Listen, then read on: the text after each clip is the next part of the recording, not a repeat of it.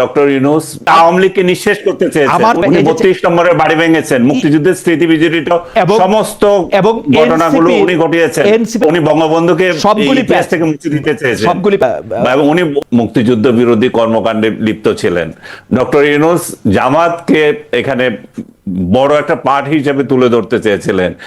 Doctor Yunus উগ্র জাতীয়তা, উগ্র ধর্মীয় মৌলবাদ প্রতিষ্ঠা করার জন্য চেষ্টা করেছেন এবং এইসব ক্ষেত্রে ফুয়াদরা তাদেরকে হেল্প করেছেন। প্রফেসর ইউনূস আমেরিকাতে মুক্তিযুদ্ধের অন্যতম গুরুত্বপূর্ণ সংগঠক ছিলেন। সিনেটে, কংগ্রেসে উনি অ্যাক্টিভলি লবি করছেন বাংলাদেশের স্বাধীনতার জন্য। প্রোগ্রামাদি আয়োজন করেছেন, প্রচুর ছবি আছে, ভিডিও আছে। খালিদ ভাই, ওই যে প্রফেসর ইউনূসকে মুক্তিযুদ্ধ বিরোধী বলছেন, দেখেন ফ্যাক্টস সাপোর্ট করে না, মানে সমালোচনা করেন। ঠিক আছে আনিস ভাই, আপনার জেলে নিছে 100 দিন রাখছে, আপনার একটা আলাদা গার্ড আছে, ঠিক আছে, এটা নিয়ে আমরা রং জায়গাতে সমালোচনা করে লাভ নেই। না, এটা আমরা না বলি। ডক্টর ইউনূস সাহেব আড়ালে কি করছে না, সারফেসে যেগুলি আছে সেগুলি নিয়ে আমি ওনার উপরে মানে আমি জানি না, মানে উনি সারফেসে যা আছে। যাই হোক, আওয়ামী লীগ সরকারের মধ্যে সবচেয়ে বড় মব হয়েছিল বিশ্বজিৎ হত্যাকাণ্ড হয়েছে, কিন্তু বিশ্বজিৎ হত্যাকাণ্ডে আসলে 6 জনের ফাঁসিও হয়েছে। আওয়ামী লীগ সরকারের সময় আবরার হত্যাকাণ্ড হয়েছে, কোর্ট ট্রায়াল কোর্ট 20 জনের ফাঁসি দিছে, 20 জনের। বঙ্গবন্ধু হত্যা মামলায় ফাঁসি হয়েছে হচ্ছে 12 জনের, ওর ফাঁসি হয়েছে হচ্ছে 20 জনের আবরার হত্যাকাণ্ডে। আমি বলতে চাইতেছি রামুতে ওই কেন্দ্রের জন্য কাণ্ডের জন্য কিন্তু রামুর পুরা র্যাঙ্ক এন্ড ফাইল তুলে নেওয়া আসা হয়েছে, এসপি সাহেবের চাকরি চলে গেছে মানে। কিন্তু ইউনূস সাহেবের আমলে যেগুলি হয়েছে 15 বছর ধরে, এই শিক্ষকদের দ্বারা কান ধরে উঠবস করানো, ওইটা হওয়া, স্বয়ং আমি আপনার মনে করে দিতে চাই বেরিসা ফুয়াদ, আপনার অনেক কিছু মনে থাকে। ইউনূস সাহেব বলছে এই যে তোমরা পারো না কিছু করতে, ওরা বলতেছে ওরা আবার ফিরে আসবে। বেরিসা ফুয়াদ, আমি আনিস ভাই সামনে আছি দেখি আমি বলতেছি যে ধরেন আপনি তো আসলে অনেক শক্ত শক্ত কথা বলছেন, টেলিভিশনে গিয়ে বলছেন, আমাদের সাথে বলছেন, প্রকাশ্যে বলছেন, এটা বলছেন। টেলিভিশনে বললে তো আর আপনি পরে গিয়ে আপনি কই থাকলেন সেটা বলা বাহুল্য, তাই না? তো আপনাকে তো ওইখান থেকে আসলে আওয়ামী লীগ সরকার আপনাকে তুলে নিয়ে যায় নাই, কিন্তু ফ্যাক্ট রিমেইনস যে ইউনূস সরকার জনাব আনিস আলমগীরকে শুধু তুইলা নিয়েই যায় নাই, 4-5টা মামলা করছে। আমি প্রায় যারাই পাইতাম তারা জিজ্ঞেস করতাম যে আনিস ভাইয়ের বিরুদ্ধে মামলাটা আসলে কি, মানে উনি কি করছে, মানে আমি ঠিক মানে কারণ সাথে আমি একমত না। তো পান্না ভাইকে যে গ্রেফতার করছে, আমি ওনাদেরকে ভৎসনা করতে পারবো, দ্বিমত করতে পারবো, আওয়ামী লীগের মামলা করার মতো জায়গা তো নাই। কিন্তু বেরিসা ফুয়াদ, আপনি কি এই মামলা করাটাকে ইউনূসের একটা দুষ্টামি বলছেন বা আসিফ নজরুল সাহেব? না, এটা আইন শৃঙ্খলা বাহিনীকে বলছি, ইউনূস সরকারকে বলি। আইন শৃঙ্খলা বাহিনী কি ইউনূস সাহেবের কন্ট্রোলে ছিল না? কাঠামোগত ভাই, আইন শৃঙ্খলা বাহিনী তো ফাংশনাল ছিল না, আপনার মনে থাকার কথা। আচ্ছা, 550 থানায় পুলিশ ছিল না। বাংলাদেশের ইতিহাসে এইরকম পুয়ার ল এনফোর্সমেন্ট এজেন্সি তো আমরা কখনো দেখি নাই, যে আপনার থানা ফাংশনাল ছিল না, মানুষজন গিয়া থানা অস্ত্র পাহারা দিয়েছে। বাট মামলা যেগুলো হয়েছে শুধু আনিস ভাইয়ের মামলা না, আমি সালমান এফ রহমানের মামলা নিয়ে কথা বলছি, দীপু মনির মামলা নিয়ে কথা বলছি, সাকিব মাশরাফির মামলা নিয়ে কথা বলেছি এবং বারবার বলেছি, সাবির হোসেন চৌধুরীর মামলা নিয়ে কথা বলেছি, রিসেন্টলি শিরিন শারমিন চৌধুরীর মামলা নিয়ে কথা বলেছি। সাবেক চিফ জাস্টিস ভাই, না সাবেক চিফ জাস্টিস বেঁচে ফুয়াদ, আপনি বুঝবেন আমার মনের দুঃখ। আমি অ্যাটর্নি জেনারেল শেষ হবে এখন যে তার আমি জিজ্ঞেস করলাম যে এর বিরুদ্ধে অভিযোগ কি বিচারপতি খায়রুল হকের বিরুদ্ধে? তো বললে যে বিচারপতি খায়রুল হক মানে রায় টেম্পার করছে। আমি কিন্তু ওনার বিরুদ্ধে মামলাটা কি? মামলা হচ্ছে যাত্রাবাড়িতে খুনের রায় টেম্পার করছে। এইটা আমাদের জন্য একটা মাইলস্টোন বিষয়। এটা তো কোর্টে আমরা সবাই মানে আমি আসলে এই যে লোকজন আমার জিজ্ঞেস করছে আপনি বাংলাদেশে কবে যাবেন, ওই রায় টেম্পারিং এর মামলা যদি হয় আমি এটা কোর্টে শুনতে যাবো। তো একই কথা আমি বলেছি, এই যে আনিস ভাইদেরকে গ্রেফতার করেছে, ভাই আপনি একটা সলিড গ্রাউন্ড বের করেন। ওনারে আপনার আমার অপছন্দ হয়, ভালো লাগে না, আওয়ামী লীগের দোসর বইলা গাইডলাইন, সমস্যা নাই, কিন্তু আপনি গ্রেফতার করতে হলে তো ফৌজদারি অপরাধ লাগবে, তা না হলে তো পুরো সিস্টেম কলাপস করবে। তো এইভাবে তো রাষ্ট্র চলতে পারবে না। যে আপনি দীপু মনিকে আপনি খুনের মামলা দিচ্ছেন, শিরিন শারমিন চৌধুরী যাত্রাবাড়ি দিয়ে খুন করছে, এই মোটা সোটা মহিলাটা নিজে হাঁটতে চলতে পারে না, সিঁড়িতে উঠতে গিয়ে নিজে পড়ে যায়, সে কেসে গুলি করতে। কোন এক কারণে বেশি ফুয়াদ, আপনি ডক্টর মোহাম্মদ ইউনূসকে এত বেশি ভালোবাসেন যে আপনার কাছে মনে হয় যে এগুলি কিছু না, এগুলি উনি কিছু জানেন না, কাঠামোর প্রবলেম। ডক্টর ইউনূস সরকার যেই সময় দায়িত্ব নিয়েছে, ডক্টর ইউনূস যেই কনটেক্সটে ইতিহাসে দায়িত্ব নিয়েছে, আমি 15 বছর একটা ভঙ্গুর রাষ্ট্রে 15 বছর এই কথা তার কাছ থেকে কত আশা করব? আমি বলি ডক্টর ইউনূসের প্রেমে এত মজে গেছে, তার চোখে ডক্টর ইউনূসের কোনো ভুল ত্রুটি কিছুই দেখে নাই। এখন আপনাকে গ্রেফতার করা ভুল হয়েছে এটা বলছি তো ভাই, দাবি তো করেন না, খালি বলছেন আর কি। তো যাই হোক, তো ওনারা নতুন নতুন কথা একটা জিনিস না, আমি একটা জিনিস বুঝি, ওনারা কেন ডক্টর ইউনূসকে এত প্রেম দেখান। একটা প্রশ্নের একটু উত্তর দিয়ে নি রাকিব হাসান। আমি এক লাইনে বলে দিচ্ছি, ওনারা কেন এত প্রেম দেখান। সেটা হচ্ছে ডক্টর ইউনূস মুক্তিযুদ্ধ বিরোধী কর্মকাণ্ডে লিপ্ত ছিলেন। ডক্টর ইউনূস জামাতকে এখানে বড় একটা পার্ট হিসেবে তুলে ধরতে চেয়েছিলেন। ডক্টর ইউনূস উগ্র জাতীয়তা, উগ্র ধর্মীয় মৌলবাদ প্রতিষ্ঠা করার জন্য চেষ্টা করেছেন, এবং এইসব ক্ষেত্রে ফুয়াদরা তাদেরকে হেল্প করেছেন। আমি একটু বলি একটা সেকেন্ড, আনিস ভাই আপনি বলবেন। ফুয়াদ, আমি তো দেখি বৃক্ষ তোমার নাম কি ফলে পরিচয়। আমি তো দেখি যে ডক্টর মোহাম্মদ ইউনূসের সকল কার্যক্রমে ডক্টর মোহাম্মদ ইউনূসের আদর্শিক অনুসারী হচ্ছে তারেক রহমান। সেই জন্য উনার নিরাপত্তা উপদেষ্টারে নিয়ে উনি তথ্যমন্ত্রী, পররাষ্ট্রমন্ত্রী বানান, উনার প্রেসিডেন্ট রাখেন শখ করে, উনার অ্যাটর্নি জেনারেলের আইনমন্ত্রী বানান। এই তিনটা দিকের বাইরে রাষ্ট্র কেমনে দাঁড়ায় থাকবে? উনি যেমনে চান তারেক সাহেব সেমনেই চলেন। এটা চুক্তি করে আসছেন, ওই চুক্তি বাতিলও করতে পারে না। ইন্ডিয়ার সাথে আমি তো একদম পুরো তাহলে ইউনূসকে কিছু বললে জামাত এবং ফুয়াদের কেন এত কষ্ট হয়? আমি সেটা জানি না। আমার কাছে এটা লোক দেখানো কষ্ট মনে হয়। ইউনূস সাহেবের কিছু বললে তারেক সাহেবের কষ্ট হওয়া উচিত, কারণ ইউনূস সাহেবের প্রতিটা ফুটপ্রিন্ট তারেক সাহেব অনুসরণ করতেছে। আমি আপনার আলাদা করে বলবো না আনিস ভাই। আচ্ছা আনিস ভাই, আপনার জন্য স্পেসিফিক প্রশ্নটা আমি একটু করতেছি। তার আগে একটা দর্শক মন্তব্য করছেন, খালেদ ভাই আপনার বন্ধু শাকিল, রূপা এদের অপরাধ আপনি কি সত্যিই খুঁজে পান না? ভাই আপনারা যদি খুঁজে পান তাহলে আমারে বললেন। আমি দেখতেছি ওনাদের নামে খুনের মামলা আছে, এখন ওনারা খুন করছে সেটা আপনারা প্রমাণ করছেন, এবং 2 বছর ধরে ওনাদেরকে জামিন দেন না। এটা কোন আইনের মধ্যে এটা রয়েছে? একজন আইন বিশেষজ্ঞ এখানে বসে রয়েছেন, তাদের জিজ্ঞেস করেন তো ফুয়াদ সাহেব বলুক তো যে এটা ওনারা জামিন পায় না। মামলার কোন ধরনের প্রসিডিংস হয় না, খালি আটকায় রাখছেন যে রূপা প্রশ্ন করলো কেন, শাকিল 71 করলো কেন। এই কইরা আপনারা বাংলাদেশে ন্যায় বিচার করবেন? আমি জানি না ভাই।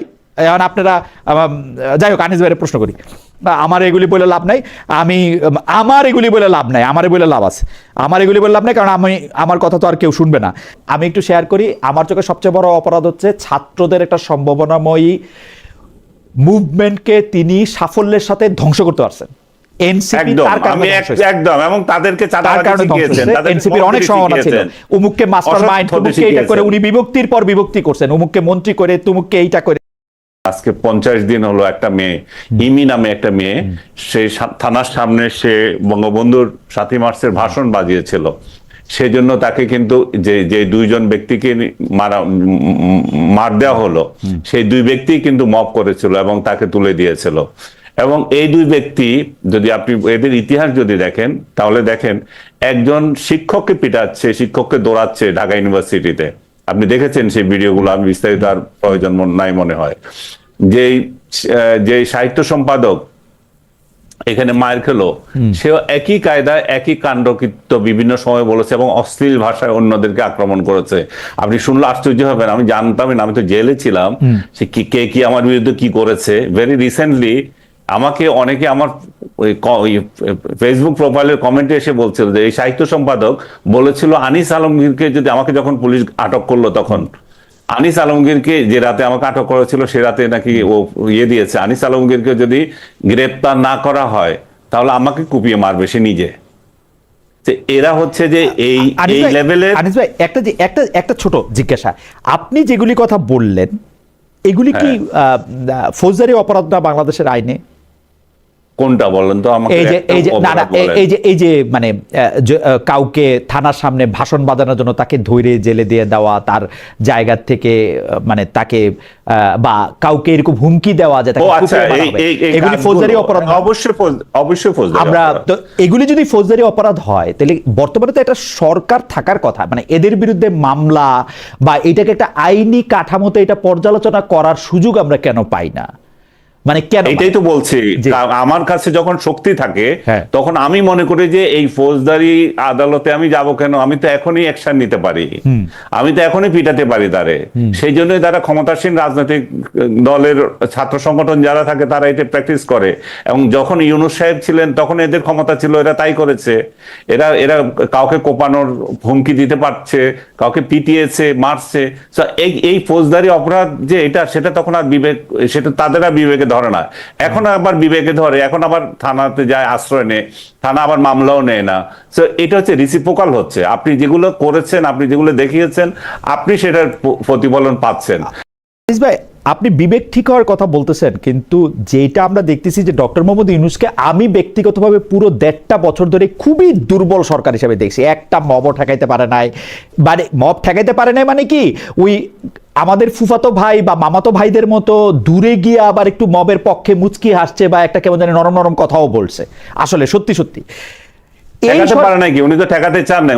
আমি সেটাই বলতেছি। কিন্তু আমি তো এই সরকারের মধ্যেও মানে আমি দেখতেছি যা কিছু ডক্টর মোহাম্মদ ইউনূস ছিলেন, এই সরকার হুবহু তাই।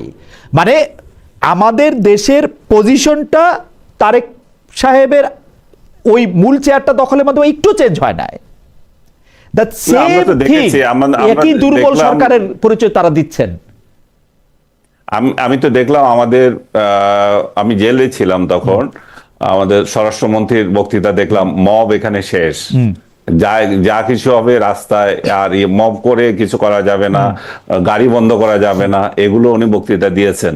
কিন্তু বাস্তবে আমরা দেখছি যে আসলে আপনি যেটা বললেন এটা শেষ হয়নি। এবং শেষ না হওয়ার কারণ হচ্ছে, আমি এটাও বললাম, শেষ না হওয়ার কারণ হচ্ছে সরকারি দল, সরকারি দলের মাসেল পাওয়ার, এবং সরকারি দল এটা প্রদর্শন করে। কোথাও কোথাও ক্ষীণ শক্তি নিয়ে এখন এনসিপিও এটা করার চেষ্টা করছে বা করতে গিয়ে প্রতিরোধের সম্মুখীন হচ্ছে।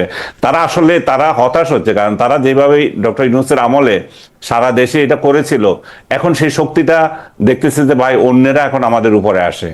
তো এনসিপি না বা জামাত শিবির, দুইটা একসাথে, শিবির বলবো, জামাত না, এখানে এনসিপি এবং জামাত যে শিবির যে কার্যক্রম করেছিল, এখন আপনি বলছেন যে, আপনি উদাহরণ দিলেন যে এটা একই সরকার চলছে। একই সরকার চলার কারণ হচ্ছে যে এইটাও আমি বারবার বলছি, ডক্টর ইউনূসের যে শাসন, সেটার এক্সটেনশন যাতে এই সরকার না হয়, এটা সম্পূর্ণ নির্মূল করতে হবে। যে কালচার ডক্টর ইউনূস চালু করে দিয়ে গেছিল, যে মব কালচার, রাইট, সম্পূর্ণ নির্মূল করে নতুন একটা প্রশাসন, নতুন একটা দৃষ্টিভঙ্গিতে এই সরকার চলতে হবে। আদারওয়াইজ কোনো চেঞ্জ হবে না, এবং যত বিপ্লব হোক, যত কিছু হোক। সেটা আমিও আশা করি যে এই সরকার ডক্টর মোহাম্মদ ইউনূস সরকারের এক্সটেনশন হবে না, কিন্তু আমার আশায় গুড়ে বালি দিয়ে সোফার এই সরকার ডক্টর মোহাম্মদ ইউনূসের, মানে আমি বুঝতে পারি না আর কি, কিছু নাম বদলে যাওয়া ছাড়া, মানে জাহাঙ্গীরের জায়গায় সালাউদ্দিন, তো অমুকের জায়গায় তুমুক, এরকম 2-4টা নাম চেঞ্জ হওয়া ছাড়া আমি আর মানে খুব আশাবাদী হতে পারি না। মব নিয়ে যখন কথা বলা হচ্ছে ইদানিং, মনে হচ্ছে যে মব জিনিসটা শুরুই হয়েছে ইন্টারিমের সময়, ডক্টর ইউনূসের সময়। এর আগে সোনার বাংলাতে আর কোনোদিন মব ছিল না আর কি। এবং এই মব জিনিসটাকে বয়ান আকারে এস্টাবলিশ করার চেষ্টা করা হচ্ছে। ইন্টারিম সরকারের ফেইলিউর, এবং ইন্টারিম সরকার যে দেশের জন্য কিছুই করে নাই, এটা দুনিয়ার সবচেয়ে ব্যর্থ দুর্বল সরকার ছিল, সেই জায়গাটাতে আইডেন্টিফাই করবার জন্য এই ধরনের সংকীর্ণ মাইক্রো অ্যাসেসমেন্ট করলে যেটা হবে, যে রাষ্ট্রের স্বার্থে যে আমাদের একটা ম্যাক্রো ডিসকাশন দরকার, একটা সিরিয়াস কনভারসেশন দরকার, সেই কনভারসেশনে আমরা ঢুকতে পারবো না। মব হিস্টোরিক্যালি সোনার বাংলায় প্রতি সরকারের প্রতি আমলে শত শত হাজারবার, লক্ষবার হয়েছে। মানে উনি বিভক্তির পর বিভক্তি করছেন। যাই হোক, আনিস ভাই, আপনার জন্য প্রশ্ন, একটি পত্রিকার ফটোকার্ড শেয়ার করে আপনি উচ্ছ্বাসী প্রকাশ করেছিলেন, যেখানে বলা হয়েছিল ডক্টর ইউনূসের ভিভিআইপি মর্যাদা 1 বছর থেকে কমিয়ে 6 মাস করা হয়েছিল। শেষ পর্যন্ত দেখা গেল সেই তথ্য সঠিক নয়। নতুন প্রজ্ঞাপন অনুযায়ী ডক্টর ইউনূস 1 বছর বিশেষ নিরাপত্তা পাবেন, ভবিষ্যতে যারা উপদেষ্টা পাবেন তাদের জন্য 6 মাস হবে বিশেষ মর্যাদা। মানে আমাদের প্রশ্ন, আনিস ভাই, মানে আমরা আপনাকে যেরকম দেখি, আপনি আমাদের অগ্রজ, আপনি অনেক জায়গায় সাংবাদিকতা শিক্ষাও দেন, কিন্তু আপনি যখন সোশ্যাল মিডিয়ামে কোনো কিছু শেয়ার করেন, তখন যেন আপনার পছন্দ অপছন্দ, আপনার রাগ ক্ষোভ, এগুলি এই ফটোকার্ডটা কিন্তু যদি হইতো, এইটা নিয়ে আপনার উচ্ছ্বাস প্রকাশটা আনিস ভাই একটু রুচিতে ওকে আমি বলি, এটা আমি যে ফটোকার্ডটা শেয়ার করেছি, এটা কালের কণ্ঠের ফটোকার্ড, এটা যুগান্তর করেছে, এটা বাংলা ট্রিবিউন করেছে, বাংলাদেশের 8-9টা মিডিয়া একসঙ্গে করেছে। সো আপনি বলেন, বাংলাদেশের মিডিয়া যদি আপনি ফলো করেন, আপনি কি এইগুলোকে কি কোনো মিডিয়া মনে করবেন না আপনি। এরপরে বলেন যে আমি ফটোকার্ড শেয়ার করেছি, আপনি খেয়াল করে দেখবেন এটা তো ফান, কমপ্লিট ফান, এটা তো সিরিয়াস কিছু না। এখন আপনি বলতে পারেন যে আপনি তথ্যটা ভুল ছিল, সেটা প্রমাণ দেবে ওই পত্রিকাগুলোই, তারা মাপ চাইবে যে ভাই এটা সত্য না, আমি ব্যক্তিগতভাবে এটা যোগাযোগ করেছি, তোমরা এই ধরনের ভুয়া তথ্য কেন দিয়েছো। তারা আমাকে যেটা বললো সেটা হচ্ছে যে এটা একেবারে, আপনাকে এর মধ্যে বলে রাখে যে আমি যে ফটোকার্ডটা শেয়ার করেছি সেখানে আমি কিন্তু এটা আপডেট দিয়েছি, এটা সত্য নয়, সেটা আপনি হয়তো দেখেন নাই। না